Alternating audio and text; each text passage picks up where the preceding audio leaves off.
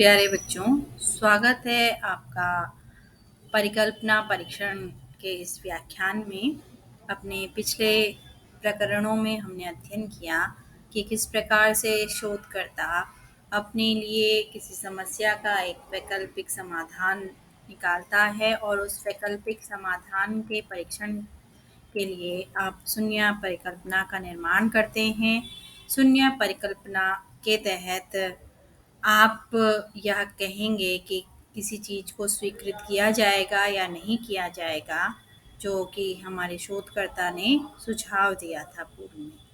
तो इसका शब्दावली का प्रयोग सर रोनाल्ड ए फिशर ने किया था और लैटिन भाषा के नल्स से यह बना है, जिसका अर्थ होता है कोई नहीं, और जर्मन भाषा के नल का अर्थ होता है शून्य।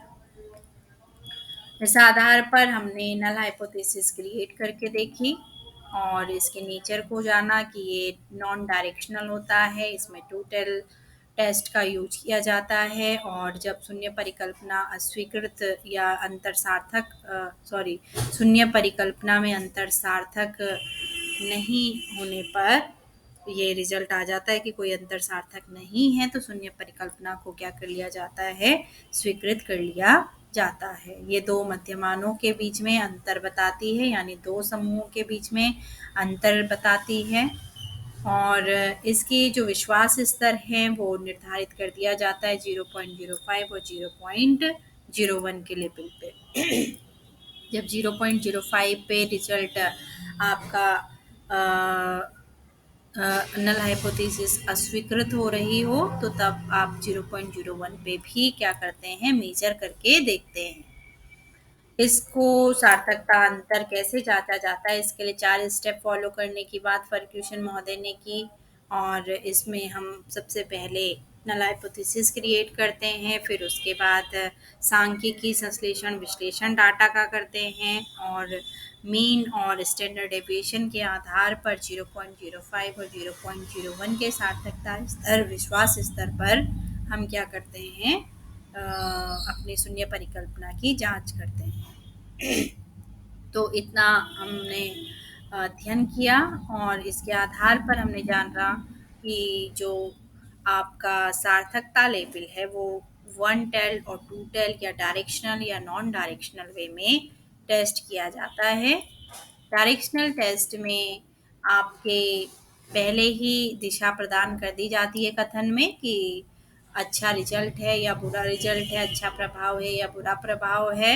जैसे कि हमने स्टेटमेंट दे दी कि लड़के ज़्यादा अच्छे होते हैं लड़कियों से, तो या हमने डायरेक्शन दे दी, या हमने कहा लड़के बुरे होते हैं लड़कियों से, तो ये हमने एक डायरेक्शन प्रोवाइड कर दी, अच्छा और बुरा कह के, सही और गलत कह के, ज़्यादा और कम कह के। किंतु नल हाइपोथेसिस में क्या किया जाता है, कोई डायरेक्शन प्रोवाइड नहीं की जाती है। नल हाइपोथेसिस कहती है ना कोई अच्छा है ना कोई बुरा है, ना कोई बड़ा है ना कोई छोटा है, तो कोई अंतर ही नहीं है। और जब इन दोनों के ही परिणामों को आपके एनपीसी के छोरों पे दर्शाया जाता है, किनारों पे दर्शाया जाता है, साइड पे दर्शाया जाता है, तो उसको ही टेल के नाम से जाना जाता है। इसीलिए 1 टेल और 2 टेल का नाम दिया गया है। 1 टेल तब कहा जाएगा जब एनपीसी के राइट साइड या लेफ्ट साइड आप क्या लगा रहे हैं, आंकड़ों को प्रदर्शित कर रहे हैं। लेकिन 2 टेल तब कहा जाएगा जब आप पॉजिटिव और नेगेटिव तरफ, दोनों तरफ अपने आंकड़ों को प्रदर्शित कर रहे हैं कि रिजल्ट पॉजिटिव भी हो सकता है, नेगेटिव भी हो सकता है। इसीलिए हम दोनों को ही अभी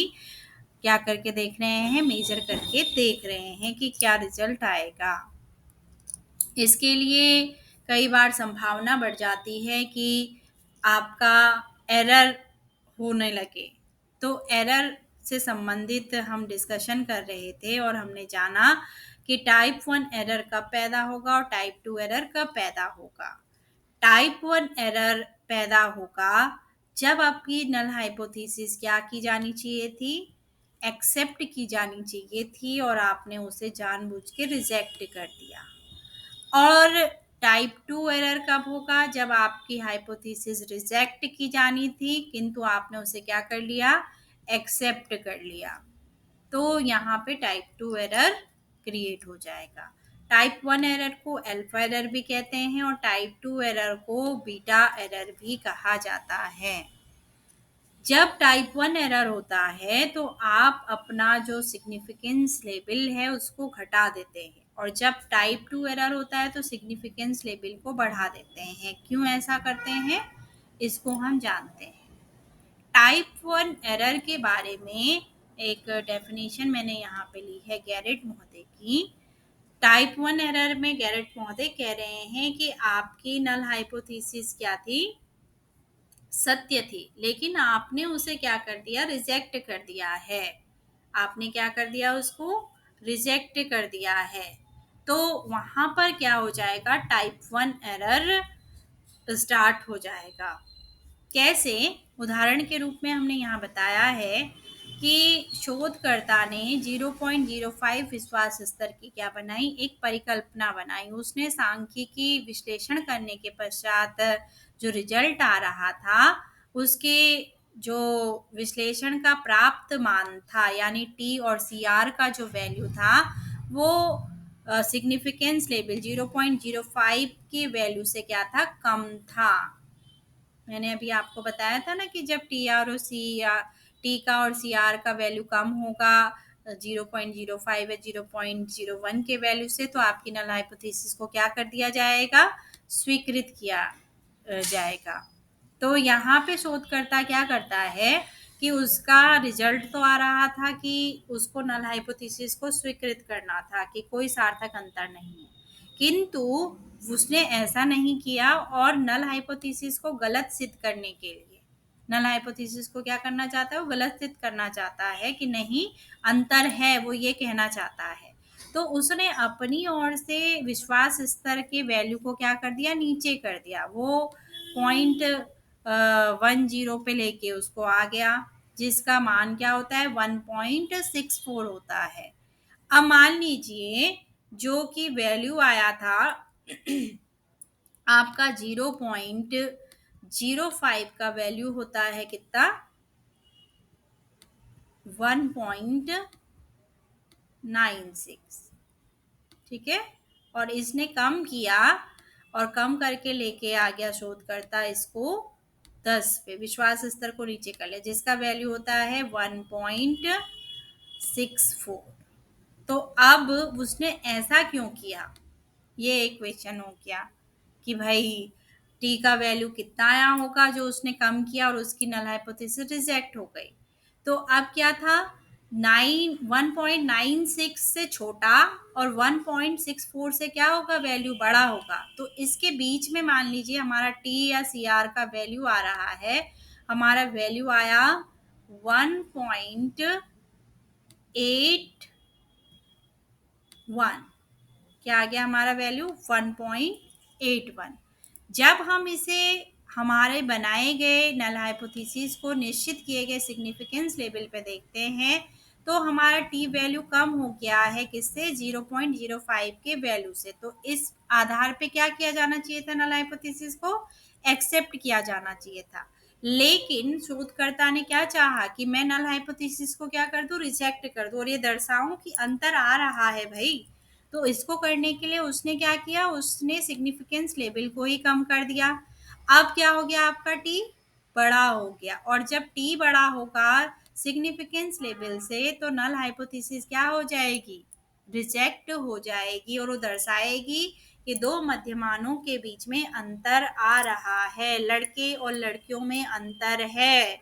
ये दर्शाने के लिए उसने क्या कर दिया, अपना जो सिग्निफिकेंस लेवल है उसको डाउन कर दिया है। तो यहाँ आपको क्या हो गया होगा, क्लियर हो क्या होगा कि कैसे उसने क्या किया है, प्रथम एरर कर दिया है।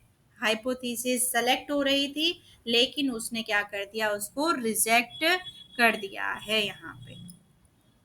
ऐसे ही टाइप 2 एरर के बारे में गैरेट महोदय ने कहा कि आपकी हाइपोथेसिस क्या थी, डिफरेंस आ रहा था, अंतर आ रहा था, लेकिन आपने नल हाइपोथेसिस को जानबूझ के क्या कर दिया, एक्सेप्ट कर लिया है। तो आप टाइप 2 एरर कर रहे हैं। कब कर रहे टाइप 2 एरर?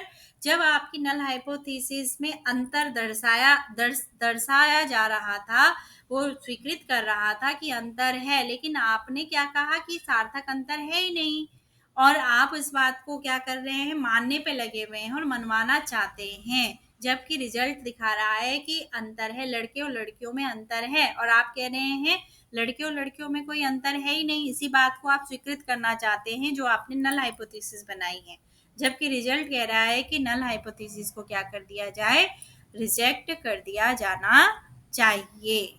तो यहाँ पे क्या करेगा वो, जब उसका प्राप्त मान उसके सिग्निफिकेंस लेवल के मान से क्या है, अधिक है, तो उसको नल हाइपोथेसिस को क्या करना था, अस्वीकृत करना था। लेकिन वो क्या करना चाहता है, अपनी परिकल्पना को सत्य सिद्ध करना चाहता है कि लड़कियों लड़कियों में कोई सार्थक अंतर नहीं है, ये बात सत्य करना चाहता है। जो मैंने नल हाइपोथेसिस में लिखा वही रिजल्ट आए, तो इसके लिए वो विश्वास स्तर को अपनी इच्छा से क्या कर देगा, बहुत ऊंचा कर देगा, हाई लेवल का सिग्निफिकेंस लेवल कर देगा।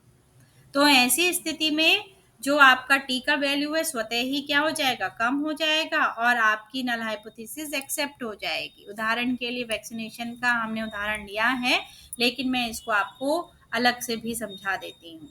अब यहाँ पे हमारा 0.01 का वैल्यू कितना है, 2.58 है। क्लियर? और उसने जो वैल्यू बढ़ा दी सिग्निफिकेंस लेवल की, वो क्या की, 0.001 कर ली, जिसका मान क्या है, 3.30 है। क्लियर?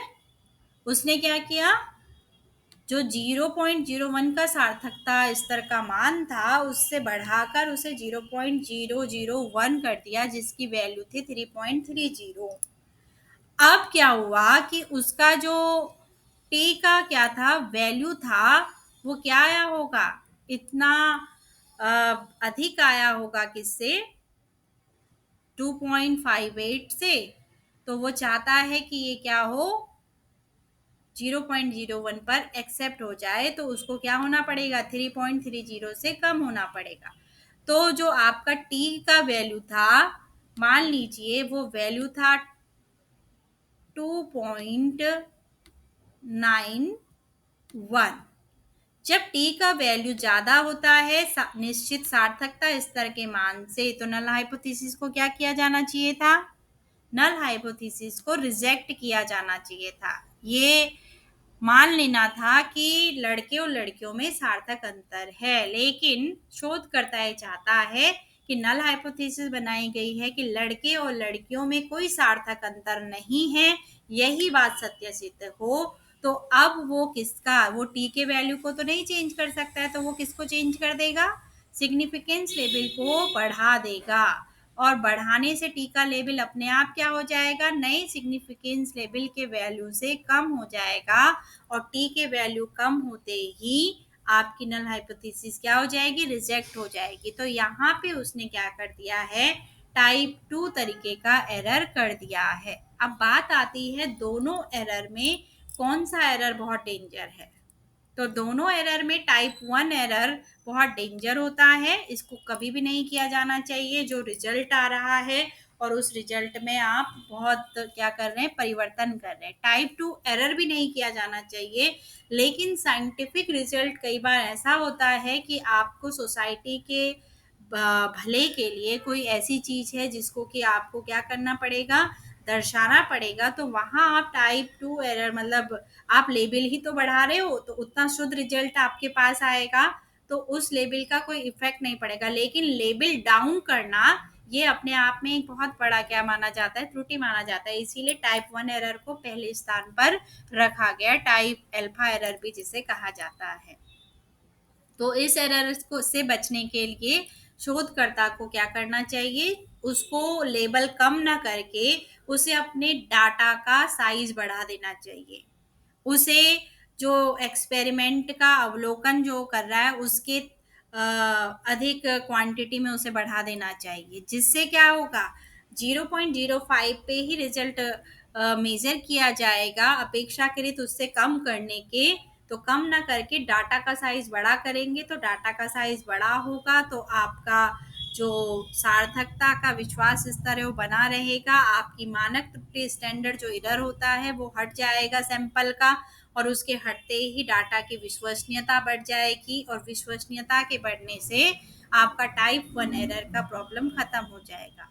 टाइप 2 एरर में कई ऐसे परिणाम होते हैं जो कई क्या होते हैं, खतरनाक हो सकते हैं। तो उस स्थिति से बचने के लिए हम क्या करते हैं, शून्य परिकल्पना के रिजल्ट को चेंज करने की कोशिश करते हैं। जैसे मान लीजिए कि रिजल्ट में ये शो हुआ कि कोविड-19 के वैक्सीन का जो है वो कोई प्रभाव ही नहीं पड़ रहा है, ये रिजल्ट में आ गया।